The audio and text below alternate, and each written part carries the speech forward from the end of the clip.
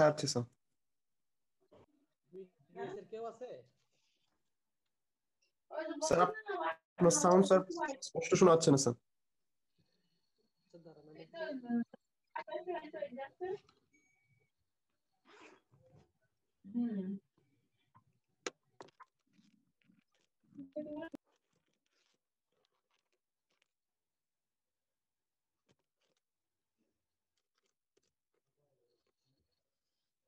BDS এর কেউ আছে? বিডিএস এর না স্যার, আমরা স্যার সবাই এমবিবিএস আছি। আপনাদের 11 থেকে ক্লাস আছে বেলা? না স্যার, আমাদের সেকেন্ড ফেজ স্যার এখন নাই স্যার। আচ্ছা আচ্ছা, তোমাদের ডেট দিছে? প্রফিট ডেট দিছে? না স্যার, এখনো প্রফিট ডেট দেয়নি স্যার। ডেট দেয় না, তবে আশা করি ফেব্রুয়ারির দিকে পড়বে, ঠিক আছে? সম্ভাবনা বেশি কিন্তু। এটা আগে একটা নোটিশ হয়েছিল, আলটিমেটলি ওটা অনুযায়ী তোমার জানুয়ারি 21 তারিখ হওয়ার কথা ছিল, আলটিমেটলি 28 তারিখ শুরু হচ্ছে, ঠিক আছে? আপনাদেরটা মনে হয় ফেব্রুয়ারি 21 এরকম দিকে শুরু হওয়ার সম্ভাবনা বেশি, ঠিক আছে? ঠিক আছে, একটু তাহলে দেখেন রেয়ার সিস্টেম আপনাদের তো এগুলো আগের, তারপরে একটু পড়া আছে, তারপরে একটু ম্যাডাম নিতে বলছে আবার, এই কারণে নেওয়া।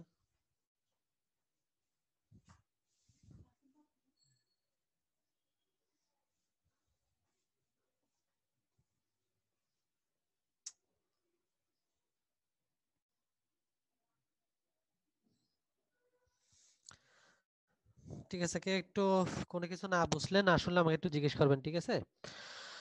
তাহলে এখান থেকে দেখেন, এগুলো তো আপনারা জানেন সবাই, কয়টা কিডনি আছে এখানে। বিশেষ করে খেয়াল রাখবেন লেন্থে তো আসলে এগুলো তো বেশি ইম্পর্টেন্স, ঠিক আছে? এটা একটু খেয়াল রাখবেন, দে আর লোকেটেড রেট্রোপেরিটোনিয়ালি, ঠিক আছে? যেগুলো অ্যানাটমিতে অবশ্যই ভালোভাবে জানবেন। লোকেটেড রেট্রোপেরিটোনিয়ালি এই জিনিসটা একটু খেয়াল রাখবেন। এন্ড ভার্টিব্রাল লোকেশন বলে কত বলতেছে, বিটুইন T12 টু লাম্বার 3, ঠিক আছে?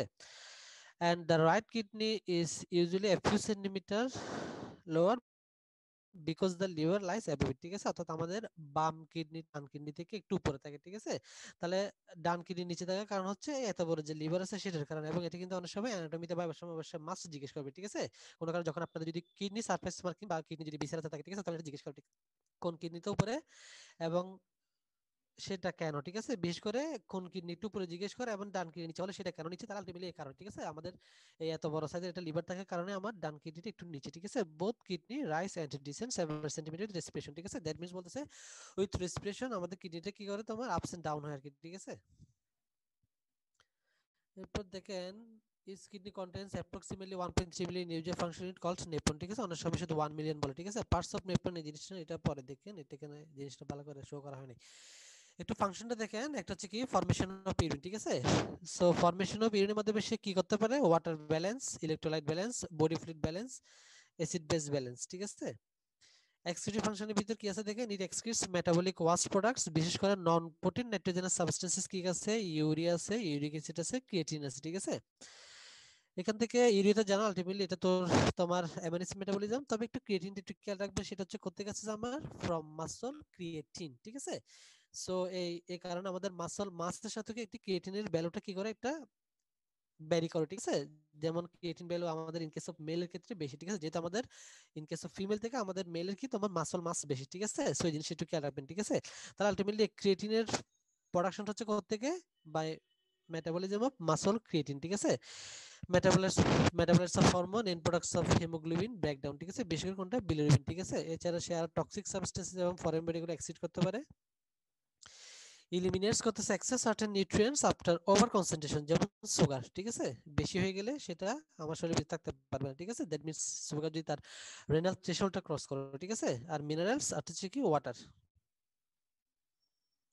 তাহলে এক নম্বর হচ্ছে ফরমেশন অফ ইউরিন, দুই নম্বর হচ্ছে কি এক্সক্রিটরি ফাংশনের ভিতর এগুলো, ঠিক আছে? এন্ডোক্রাইন ফাংশন একটু ভালো করে মনে রাখবেন, বিশেষ করে formation of erythropoietin, it secrets renin, ঠিক আছে? তাহলে আপনারা এই জায়গায় একটু খেয়াল রাখবেন, আপনারা অনেক সময় রেনিন এনজাইম না হরমোন এই জায়গায় ভুল করে ফেলেন, ঠিক আছে?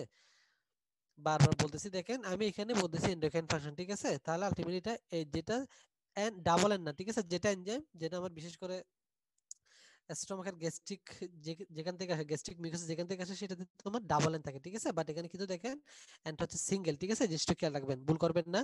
বারবার বলতেছি, রেনিন হচ্ছে তোমার হরমোন, যদিও হয়তো এটা এনজিএম এর মতো কাজ করতে পারে, ঠিক আছে, বাট কিডনি থেকে যেটা পাবো সেটা অবশ্যই হরমোন, ঠিক আছে, যেটা কনভার্স করতেছে অ্যানজিওটেনসিনোজেন টু অ্যানজিওটেনসিন 1, ঠিক আছে। Then formation of active form of vitamin D, যেটার কেমিক্যাল নেম হচ্ছে 1,2,5 dihydroxycholecalciferol or calcitriol under the influence of parathyroid hormone, ঠিক আছে। এখানে প্যারাথাইরয়েড হরমোন কি করে আমার প্রমোটস করা, ঠিক আছে, কনভার্সন অফ কোনটা থেকে তোমার বিশেষ করে লিভারে যেটা হয়, ঠিক আছে, লিভার থেকে তোমার কিডনিতে এটা ফর্মেশন আমার প্যারাথাইরয়েড হরমোনের কি আছে, ভূমিকা আছে, ঠিক আছে। আর এটার মেইন সোর্স কিন্তু তোমার স্কিন, ঠিক আছে, 7 ডিহাইড্রোকোলেস্টেরল থেকে under the influence of ultraviolet রে, ঠিক আছে। It also produces prostaglandin, prostaglandin I2 synthesis by messenger cell of the glomeruli and interstitial cell of the medulla, ঠিক আছে। এখানে প্রোস্টাগ্ল্যান্ডিনের রোলটা কি একটু খেয়াল রাখবেন, ঠিক আছে। সে কি করবে, ভেসোডাইলেশন করবে and increase the renal blood flow, ঠিক আছে। তাহলে এটা আমাকে বলেন এখানে যে ভেসোডাইলেশন করে সেটা কি এফারেন্ট আর্টেরিয়াল না ইফারেন্ট আর্টেরিয়ালের, কেউ একজন বলেন তো। Efferent artery. না না, এটা হচ্ছে এফারেন্ট, Efferent. এফারেন্ট, ঠিক আছে, নট ইফারেন্ট, ঠিক আছে। প্রোস্টাগ্ল্যান্ডিন বেশি ডাইরেকশন করবে তোমার কার, এফারেন্ট আর্টারি, ঠিক আছে, জিনিসটা খেয়াল রাখবেন। আর হচ্ছে তোমার নাইট্রিক অক্সাইড, ঠিক আছে। তো এতগুলো মনে রাখতে না পারলে অন্তত পক্ষে বেশ করে এরিথ্রোপয়েটিন, রেনিন, ভিটামিন আর প্রোস্টাগ্ল্যান্ডিন, ঠিক আছে, এভাবে মনে রাখবেন। মেটাবলিক ফাংশনের ভিতর কি কি আছে দেখেন, দুইটা মেইনলি, একটা হচ্ছে transamination and deamination of amino acid, ঠিক আছে, যেটা কোথায় হচ্ছে কিডনিতে হচ্ছে, ঠিক আছে। আর হচ্ছে কোনটা, it helps to maintain blood glucose level during prolonged fasting by gluconeogenesis from non carbohydrate source, ঠিক আছে। এটা আপনারা তো ভালো জানেন, গ্লুকোনিওজেনেসিস জিনিসটা কি, that is production of the glucose from non carbohydrate source, ঠিক আছে, সেটা কোথায় হচ্ছে, তাহলে কিডনিতে হচ্ছে, ঠিক আছে।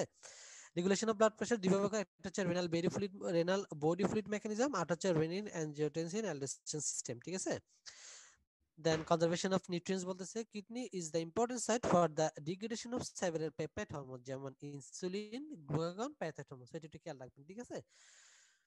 তাহলে এখান থেকে একটা জিনিস খেয়াল রাখবেন, এখান থেকে আপনাদের একটা ক্লিনিক্যাল মেসেজ দিয়ে আমি, সেটা হচ্ছে কি দেখেন, যারা ডায়াবেটিক পেশেন্ট, ঠিক আছে, এই কারণে দেখেন আমি বলতেছি এখানে important site for the degradation of several peptide hormone, insulin, glucagon, parathyroid hormone, ঠিক আছে। তাহলে এখানে ইনসুলিন কথাটা বলতে চাচ্ছে সেটা কি, যাদের ডায়াবেটিক পেশেন্ট, ঠিক আছে, এবং যাদের লং টাইম, একটা লং টাইম ডায়াবেটিস থাকে, তাদের যেটা হয় তোমার এই ডায়াবেটিস, এই জিনিসটা এমন, এটা একটা এমন মেটাবলিক ডিজিজ যেটা তোমার এমন কোন অর্গানে যেটাকে কি করে না, এফেক্ট করে না, হার্ট বলো, তোমার কিডনি বলো, লাং বলো, লিভার বলো, ঠিক আছে। তাহলে কিডনিতে যেটা, যাদের তোমার লং টাইম ধরে ডায়াবেটিস থাকে, তাদের যেটা হয় ইনসুলিন মেটাবলিজমের সমস্যা হয়ে যায়, ঠিক আছে, কিডনিতে, ঠিক আছে, অনেক সময় সিকেডি ডেভেলপ করে কিন্তু, ঠিক আছে। তাহলে এই জিনিসটা কারণে বলতেছি, কোন কোন পেশেন্ট, বিশেষ করে যারা সিকেডি পেশেন্ট, ঠিক আছে, তারা তোমার ইনসুলিন নিলে তার হাইপোগ্লাইসেমিক, পিকুইট হাইপোগ্লাইসেমিক অ্যাটাক হয়, ঠিক আছে। এইমাত্র তার ব্লাড গ্লুকোজ লেভেল নরমাল ছিল, এইমাত্র কমে যাচ্ছে কিন্তু, ঠিক আছে। সেরকম যাদের ইনসুলিন নিয়ে বারবার হাইপোগ্লাইসেমিক অ্যাটাক থাকে, তখন তাদের আমাদের CKD, that means chronic kidney disease, এই ডিজিজটা এক্সক্লুড কত হয়, ঠিক আছে। তাহলে কথাটা আমি কি কারণে বলতেছি, এই ইনসুলিন নিচ্ছে, তার ফ্রিকুয়েন্ট হাইপোগ্লাইসেমিক অ্যাটাকে যাওয়ার কারণটা কি, কারণটা হচ্ছে এটা, ঠিক আছে। অর্থাৎ তার ইনসুলিনটা কিডনিতে ডিগ্রেডেশন হতে পারে না, ঠিক আছে, সেটা কোনো স্টোরস হইতে, ঠিক আছে, এবং স্টোরস থাকার কারণে সেটা তার কাজটা করতে পারে, ঠিক আছে, যেটা নরমালি করার কথা ডিউরেশন তার থেকে আরো বেশি করে, ঠিক আছে।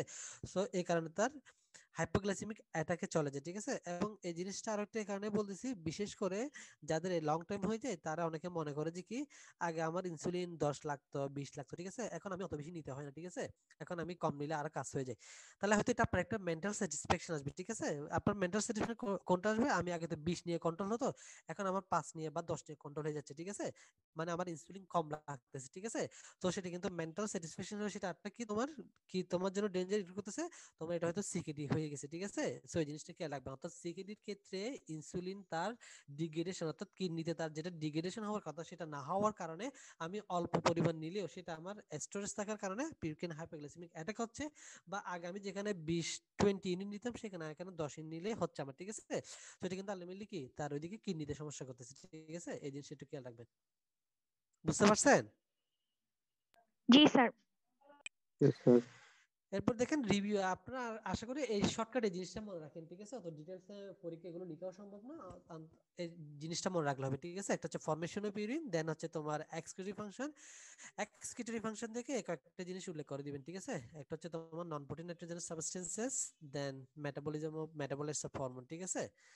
আর টক্সিক সাবস্টেন্স, তারপর এলিমিনেটস এক্সেস সার্টেন নিউট্রিয়েন্টস। এখান থেকে এতগুলো পাঁচটা না তুলে চলে, কারণ রিটেন কোয়েশ্চেন আনসার সময় বারবার খেয়াল রাখবেন আপনার আনসার মার্ক যতটুকু থাকবে ওভাবে লিখবেন, ঠিক আছে? এমন না যে আপনি বেশি লিখলে বেশি মার্ক পাবেন, ঠিক আছে? So to the answer to the কোয়েশ্চেনে লিখবেন, যাতে আরেকটা কোয়েশ্চেন আপনার মিস না হয়, এটা বারবার বলতেছি আপনাদের। এরপর দেখেন এন্ডোক্রাইন ফাংশন, এন্ডোক্রাইন ফাংশনের তো এভাবে নামগুলো তুলে দিতে হবে, ঠিক আছে? এরিথ্রোপয়েটিন, ফরমেশন অফ এরিথ্রোপয়েটিন, ঠিক আছে? সিক্রেশন অফ রেনিন, ঠিক আছে? ও ওইদিকে যে লিখলাম এটা কাকে কনভার্ট করতেছে এগুলো আমার এখানে উল্লেখ করার কোনো দরকার নেই, ঠিক আছে? Formation of active form of vitamin D পারলে একদম ডিরেক্টলি কেমিক্যাল নামটা লিখে দিই, ঠিক আছে? 1 to 5 ডাইহাইড্রোক্সিক্লোরোসিবেল। মেটাবলিক ফাংশন ভিতরে এই দুইটা, রেগুলেশন অফ ব্লাড প্রেশার, ঠিক আছে? নাম্বার যেহেতু কম, পাশে কি কি মাধ্যমে করে এগুলো না লিখলে চলবে, ঠিক আছে? কনজারভেশন অফ নিউট্রিয়েন্টস এগুলো না লিখলে চলবে, কিডনি টেটে লিখলে লিখেন, ঠিক আছে? এগুলো দেখেন কয়েকটা কোয়েশ্চেন বলছে আর কি, ঠিক আছে? তাহলে এখান থেকে কিডনি কি কি সিক্রেট করে, ঠিক আছে? এরিথ্রোপয়েটিন, রেনিন, আর কি ভিটামিন ডি, প্রোস্টাগ্ল্যান্ডিন, ঠিক আছে? তো এখানে লিখছে যেটা tell me commonly asks what are the endocrine function of the kidney, ঠিক আছে? অনেক সময় শুধু বাইবাতে এটা জিজ্ঞেস করে, ঠিক আছে? পুরো ফাংশন না বলে এন্ডোক্রাইন ফাংশনটা বলেন, ঠিক আছে? আর which one is the number one function of kidney, কি হবে? Formation of urine. এরপর দেখেন একটা নেফ্রনের পার্ট, এগুলো আপনারা ভালো জানেন, একটা হচ্ছে রেনাল কর্পাসেল আর হচ্ছে রেনাল টিউবিউল, ঠিক আছে? রেনাল কর্পাসেলের ভিতরে আবার দুইটা, একটা হচ্ছে গ্লোমেরুলাস আর হচ্ছে কি বামেস ক্যাপসুল, ঠিক আছে? রেনাল টিউবিউলের ভিতরে কি কি আছে? একটা হচ্ছে proximal convoluted tubule, then descending limb of loop of Henle, ascending limb of loop of Henle, distal convoluted tubule, collecting tubule, collecting duct, ঠিক আছে? আর এই ডিসিডিতে আবার জানেন একটা হচ্ছে আর্লি ডিস্টাল কনভলিউটেড টিউব আর একটা হচ্ছে লেট ডিস্টাল কনভলিউটেড টিউব, ঠিক আছে?